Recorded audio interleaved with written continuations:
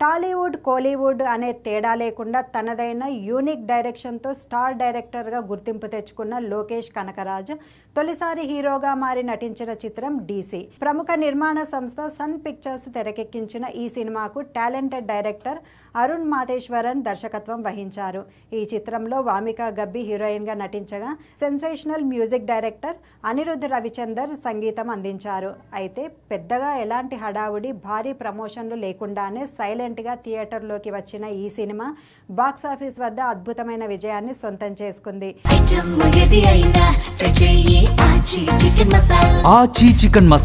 వసూళ్ల పరంగానూ దూసుకుపోతోంది. First వీకెండ్లో ఏకంగా 50 కోట్ల రూపాయలు వసూలు చేసినట్లు ట్రేడ్ వర్గాల సమాచారం. ఈ అనూహ్య విజయంతో డీసీ చిత్రానికి సీక్వెల్ తీయాలనే ఆలోచనలో ఉన్నారట మేకర్స్. మరోసారి లోకేష్ కనకరాజు, దర్శకుడు అరుణ్ మాతేశ్వరన్ కాంబో రిపీట్ కానుందనే ప్రచారం జోరుగా సాగుతోంది. అంతేకాకుండా ఈ సీక్వెల్కు కూడా అనిరుద్ధే సంగీతం అందించినట్లు సమాచారం.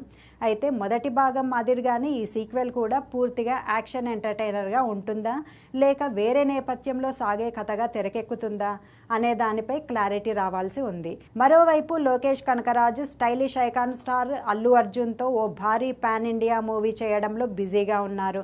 ఈ ప్రాజెక్టు పూర్తయిన తర్వాతే డీసీ సీక్వెల్ చేస్తారా, లేక దర్శకత్వం చేస్తూనే నటిస్తారా అనే విషయాలపై త్వరలోనే స్పష్టత వచ్చే అవకాశం ఉంది.